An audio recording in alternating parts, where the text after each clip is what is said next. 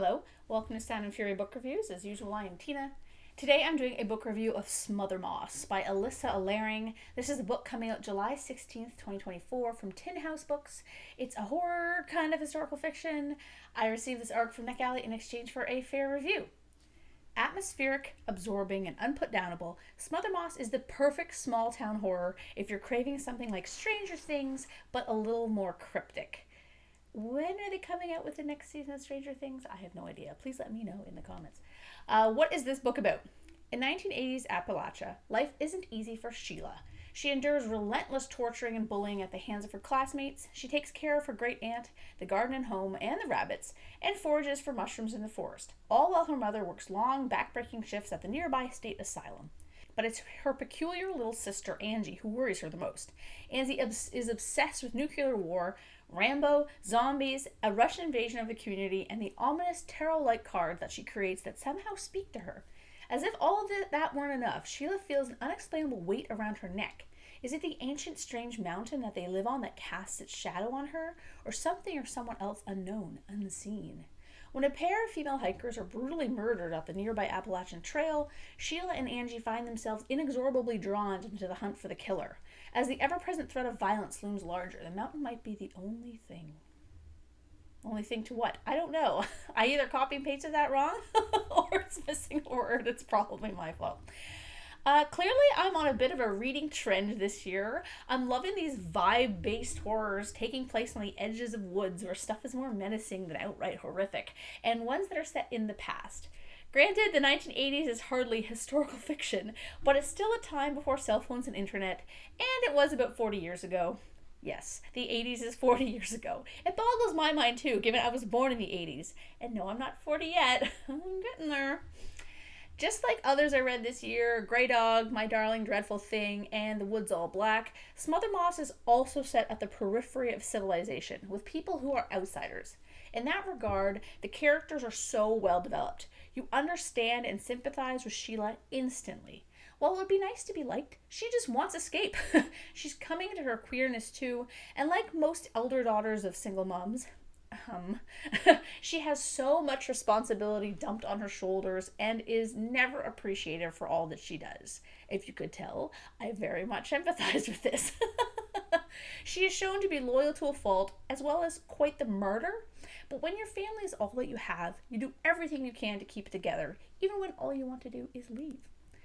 Angie is the chaos to Sheila's extreme self-control. She runs quite literally wild, exploring the woods, stealing stuff, and is often lost in her own world where she's a commando.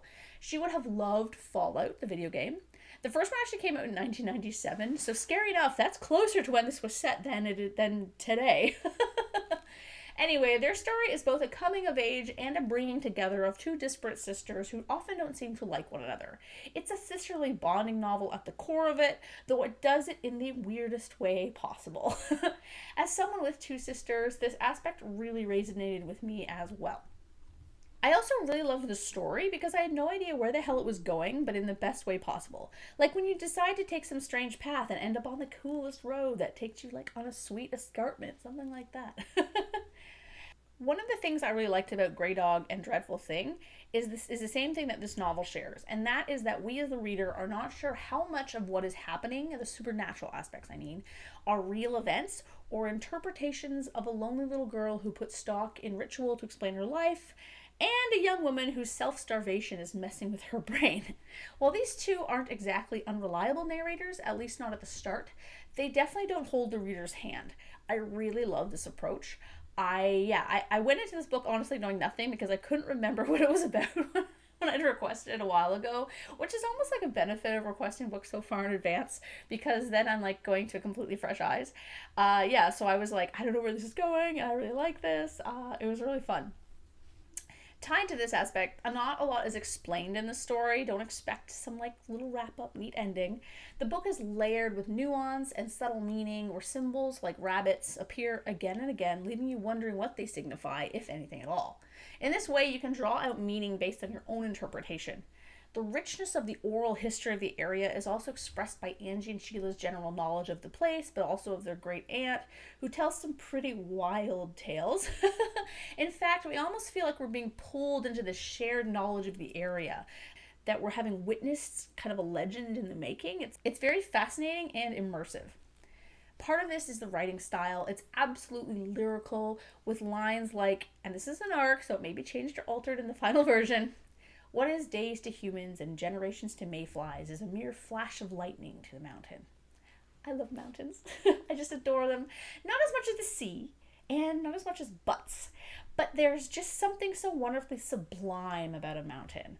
As Elizabeth Bennet says in the 2005 Pride and Prejudice movie, what are men to rocks and mountains? They're nothing, clearly. What am I talking about? Book.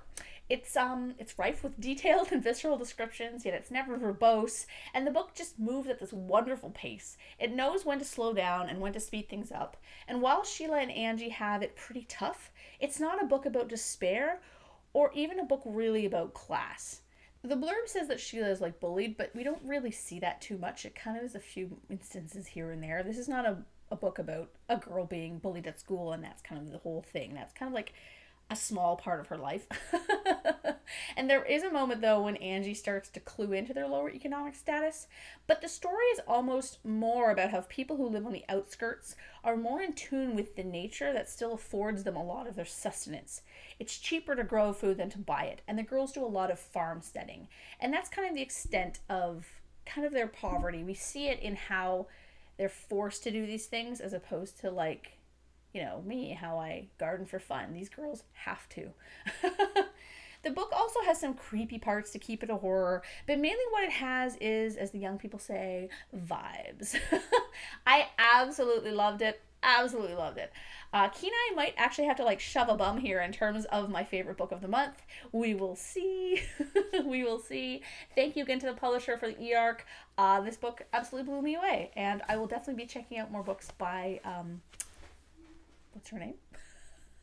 Alisa Alering. Sorry about that. Yeah, so thanks.